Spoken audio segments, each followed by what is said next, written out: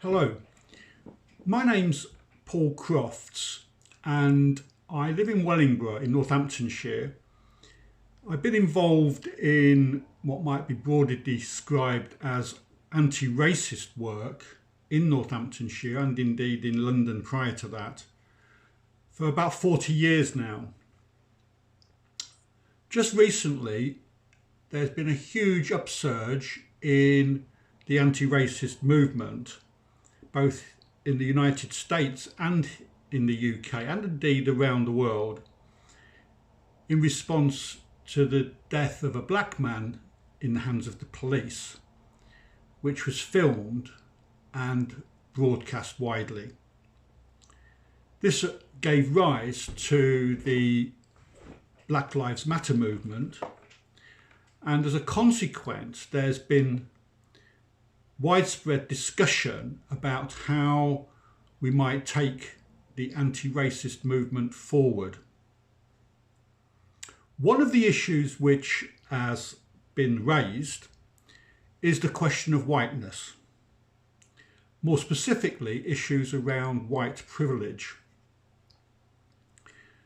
And in the context of the United States, also the issue of white power. Now, these are difficult questions for white people. Being white, I'm acutely aware of this, and my own development over the past 40 years has reflected that challenge to white people.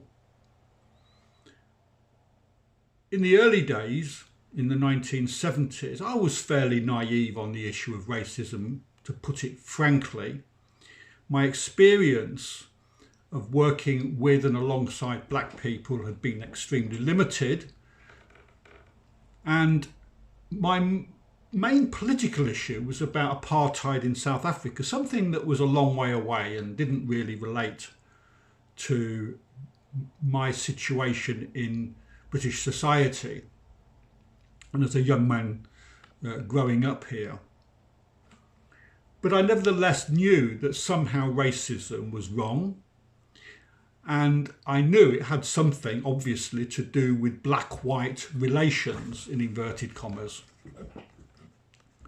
But my understanding had to develop over time. I had to be open to challenge, to reflection, and to the consideration of issues raised by my black colleagues. And that related to the fact that blackness is, of course, extremely visible to white people.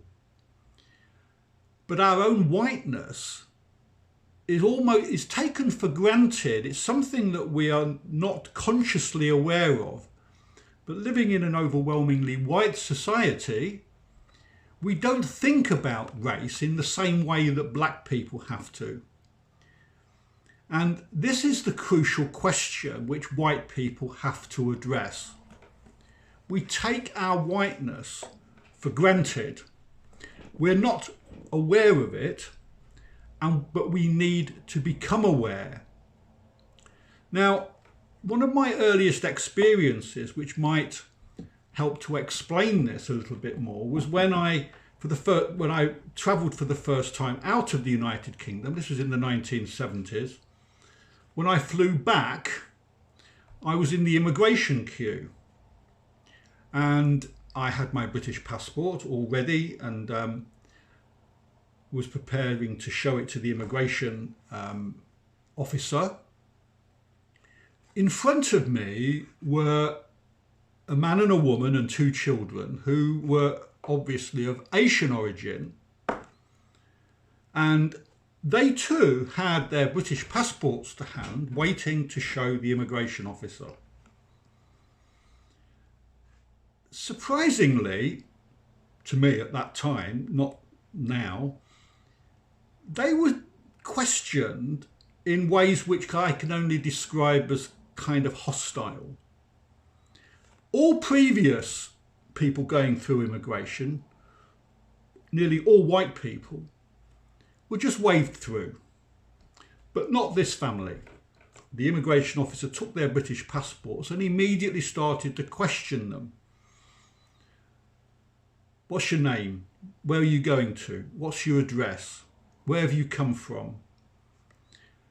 And I stood behind them, getting increasingly frustrated, not least because I was being held up. And I had to think, why am I suddenly getting all uptight?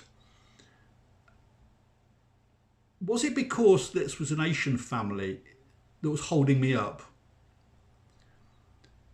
No, it was the immigration officer that was holding them up, despite the fact that they'd got British passports, which gave them automatic right to enter the United Kingdom. What was it that resulted in this immigration officer acting in the way he did? Was it his prejudice? His unconscious bias? Maybe, but I doubt it.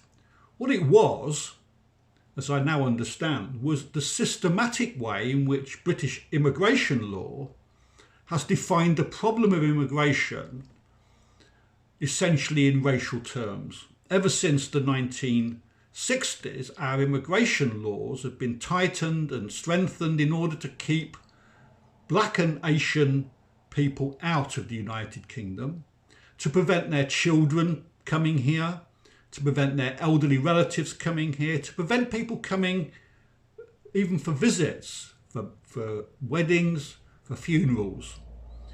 The history of our immigration law is racialised to such an extent that that immigration officer was policing the boundaries of that racial discourse and was quite deliberately, but within the law and within his powers, questioning the validity of this particular Asian family as to their rights in the UK. And we now know, of course, that this so-called hostile environment is not a new concept. It was going on in the 1970s. But we now know the consequences of that for the Black Caribbean community in respect of people being deported after living in the UK for perhaps 30, 40 years. So here was an example of the racism implicit in the immigration system being carried out through the power of the state invested in the immigration officer.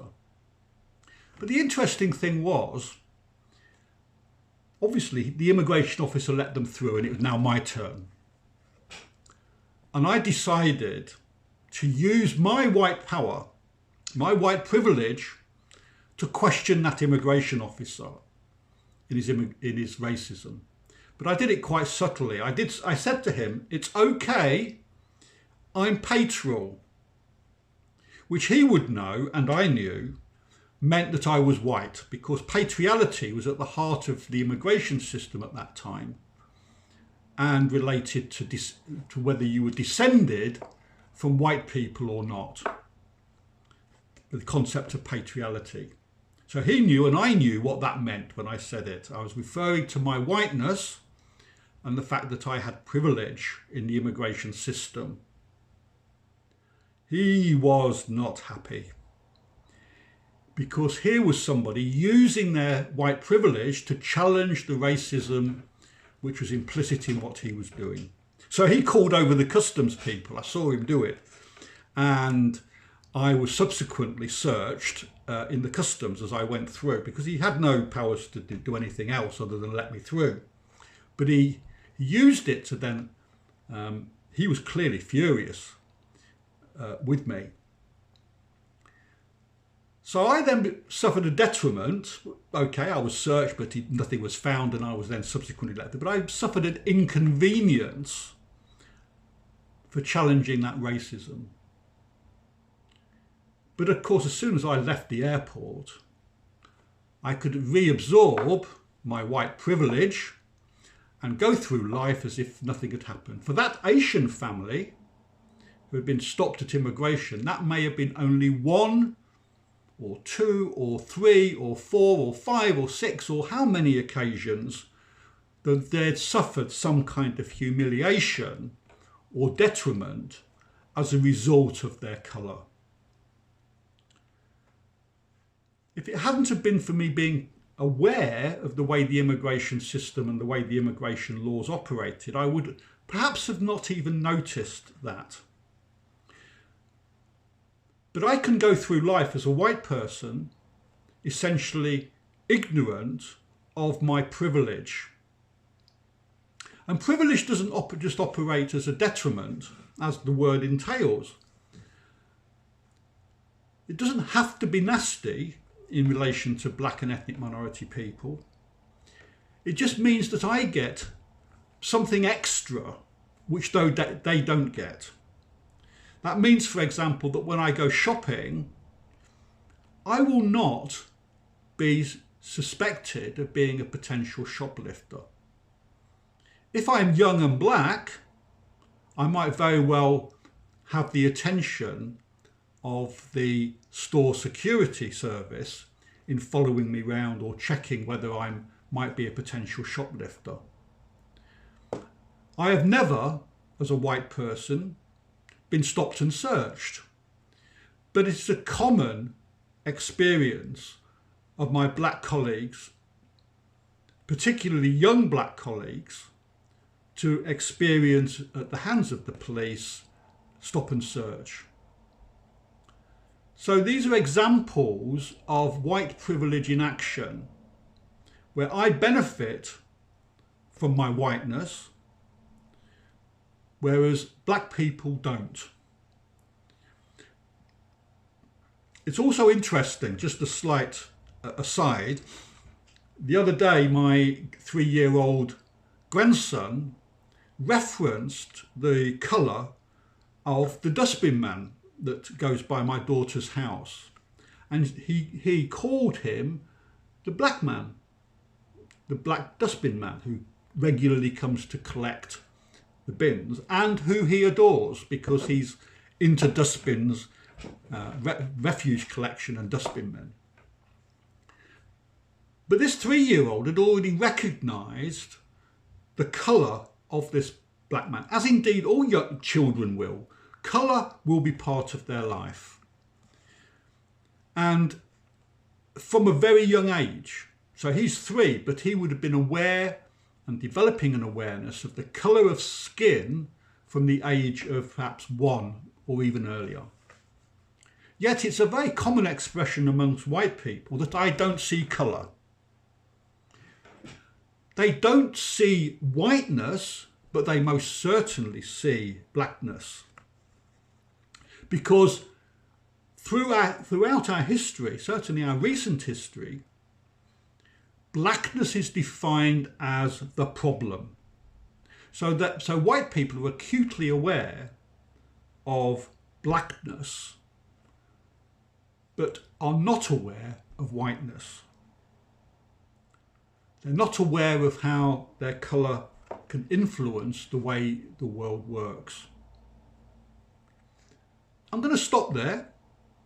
I hope that recounting those stories, I may have opened up the possibility of dialogue about the way whiteness is privileged and combined with other sources of power can be a very powerful force in reinforcing and developing racism and continuing it generation after generation. And for white people, I ask you the question: become aware of your whiteness, become aware of the privileges which it holds, and start to do something about it. If I have time, I may develop a further exposition about what we may do about it as white people. So thank you very much for listening, and I very much hope that you find this of interest, and I would welcome comments on this presentation. Thank you.